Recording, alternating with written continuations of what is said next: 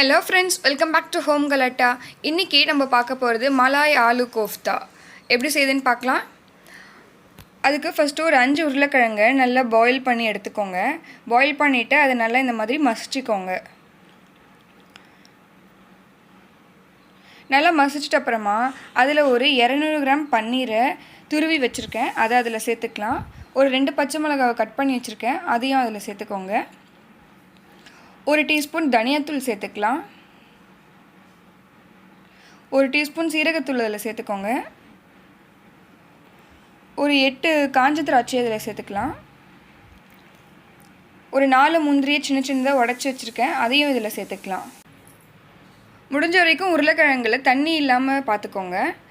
இப்போ இதில் ஒரு 4 டேபிள் ஸ்பூன் அரிசி மாவு இதில் சேர்த்துக்கிறேன். நீங்கள் உருளைக்கிழங்கு கொஞ்சம் ரொம்ப தண்ணியாக இருக்கிற மாதிரி இருந்துச்சுன்னா நீங்கள் எக்ஸ்ட்ராவாக அரிசி மாவு சேர்த்துக்கோங்க, இல்லை சோள மாவு கூட நீங்கள் சேர்த்துக்கலாம்.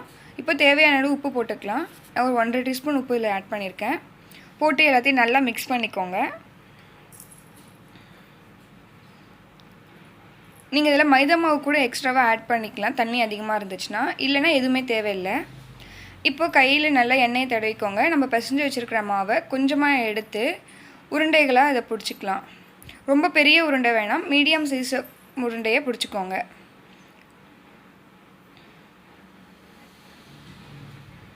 இந்த மாதிரி பால்ஸாக ஆக்கி எல்லாத்தையும் பிடிச்சி வச்சுக்கலாம்.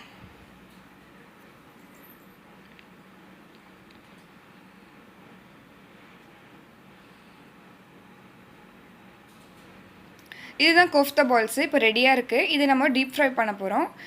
நான் கொஞ்சமாக எண்ணெய் ஊற்றிருக்கேன் ஒரு கடாயில்.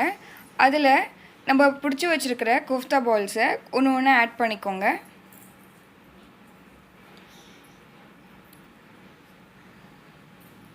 ஒரு சைடு நல்லா கலர் சேஞ்ச் ஆகிட்ட அப்புறமா இன்னொரு சைடு திருப்பி விடுங்க. ஃபஸ்ட்டு திருப்பி விட்டுட்டிங்கன்னா உடஞ்சிடும் பால்ஸ்லாம். பொறுமையாக இந்த மாதிரி திருப்பி விட்டுக்கோங்க. இதே மாதிரி எல்லா பால்ஸுமே கோல்டன் கலரில் வர மாதிரி நம்ம பொரிச்சு எடுத்துக்க போகிறோம்.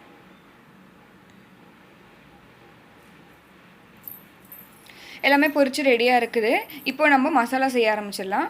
அதே கடாயில் ஒரு 5 வெங்காயத்தை இந்த மாதிரி பெருசு பெருசாக கட் பண்ணி போட்டிருக்கேன். நம்ம அரைக்க தான் போகிறோம், அதனால் பெருசாகவே கட் பண்ணிக்கோங்க.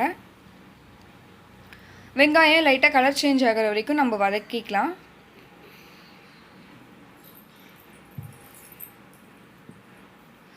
இப்போது இஞ்சியும் பூண்டும் சேர்த்துக்கலாம். இஞ்சி வந்துட்டு ஒரு 2 துண்டு இஞ்சியும் ஒரு 8 பல் பூண்டும் நல்லா சேர்த்துருக்கேன். நீங்கள் இஞ்சி பூண்டு பேஸ்ட்டாக இருந்துச்சுன்னா அது கூட நீங்கள் சேர்த்துக்கலாம். நம்ம அரைக்க போகிறோன்றதுனால நான் பெருசாக போட்டிருக்கேன். ஒரு 5 தக்காளியை கட் பண்ணி இது மாதிரி சேர்த்துக்கோங்க. இது எல்லாத்தையும் நல்லா வதக்கிக்கலாம். வெங்காயம் தக்காளிலாம் கலர் சேஞ்ச் ஆகி நல்லா வதங்கி வர வரைக்கும் நம்ம வச்சுருக்கலாம். எல்லாம் வதங்கி வந்துருச்சு. இப்போ இது ஒரு மிக்ஸி ஜாரில் மாற்றி நம்ம நல்லா பேஸ்ட்டாக அரைச்சிக்கலாம். அரைக்கும் போது ஒரு 4 முந்திரியை சேர்த்து அரைச்சிக்கோங்க. இப்போ அதே கடாயில் ஒரு டீஸ்பூன் எண்ணெய் ஊற்றி ஒரு டீஸ்பூன் சீரகத்தை அதில் ஆட் பண்ணிக்கோங்க. சீரகம் நல்லா பொரிஞ்ச உடனே 1/4 டீஸ்பூன் மஞ்சள்தூள் அதில் சேர்த்துக்கோங்க. 2 டீஸ்பூன் மிளகாய் தூள் அதில் சேர்த்துக்கிறேன். இது எல்லாத்தையும் எண்ணெயில் லைட்டாக வதக்கிக்கலாம்.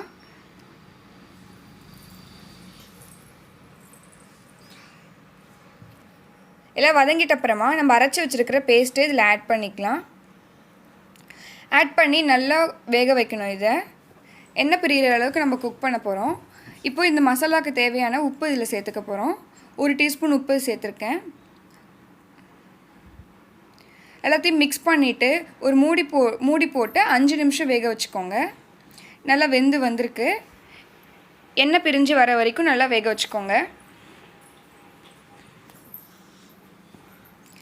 இப்போ இதில் ஒரு 1/4 டம்ளர் ஃப்ரெஷ் க்ரீம் இதில் ஆட் பண்ணிக்கலாம்.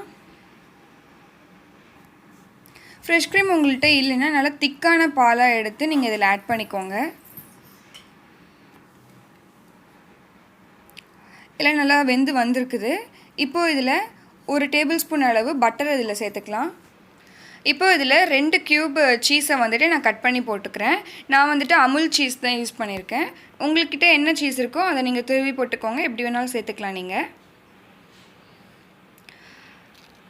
சீஸில் நல்லா உருகிற வரைக்கும் நல்லா மிக்ஸ் பண்ணிக்கோங்க.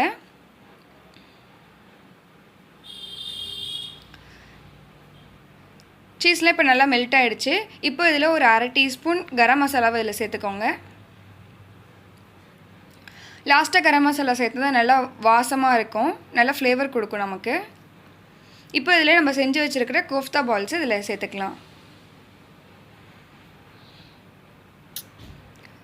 எல்லாத்தையும் சேர்த்து லைட்டாக மிக்ஸ் பண்ணி விட்டுக்கோங்க. ரொம்ப மிக்ஸ் பண்ணிங்கன்னா உடஞ்சிடும் பால்ஸ்லாம்.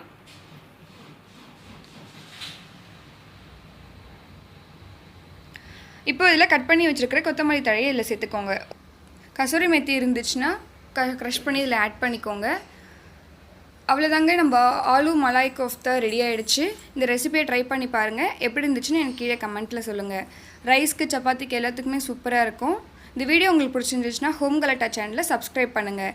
அறுசுவை உணவு உண்ணுவோம், ஆரோக்கியமாக வாழ்வோம். Thank you for watching.